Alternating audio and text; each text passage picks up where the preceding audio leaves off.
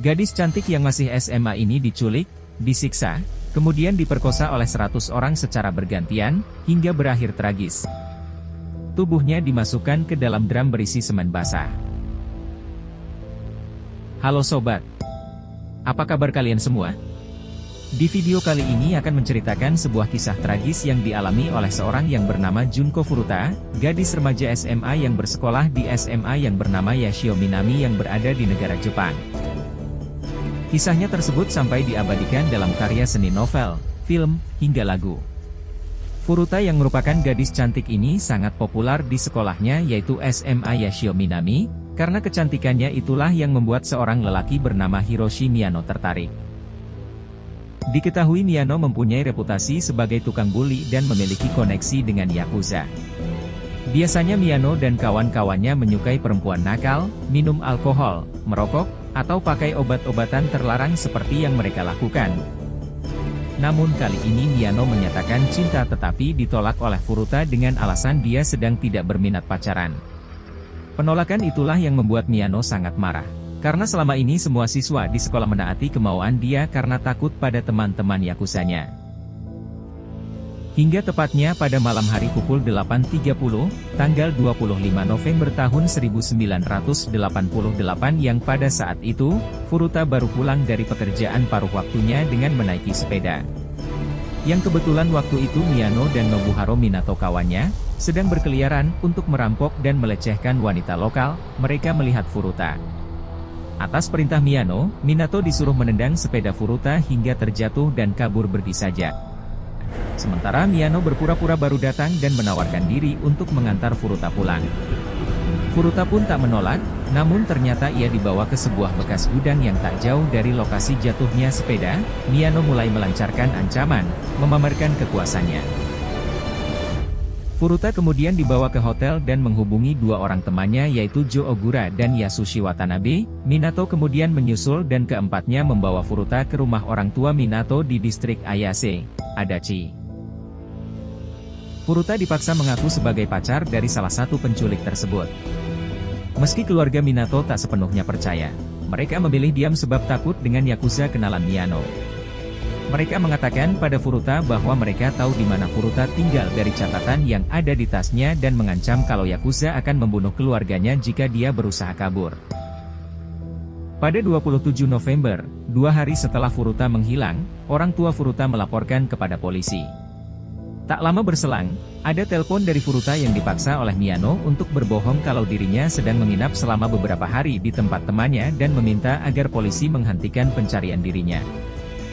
Di rumah itulah selama 40 hari lebih Furuta berkali-kali mendapat penyiksaan. Bukan hanya keempat lelaki itu, tapi teman-teman Yakuzanya seringkali diundang untuk turut menyiksa Furuta. Menurut laporan persidangan kasus ini, Furuta diperkaos lebih dari 400 kali secara bergilir dan beramai-ramai. Bahkan juga dijadikan sasaran kekerasan fisik, seringkali ia dipukuli, tubuhnya digantung di atas plafon, diperlakukan seperti karung tinju dan tak jarang perutnya dihantam dengan barbel. Furuta dibuat kelaparan, tapi dia dipaksa makan kecoa hidup atau minum urinnya sendiri.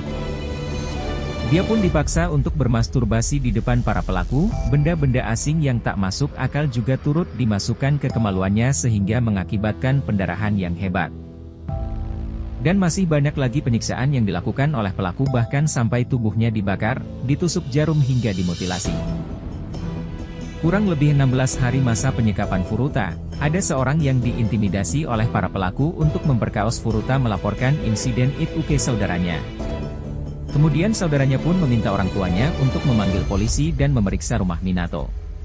Tapi dua polisi yang bertugas mengatakan tidak ada gadis di sana.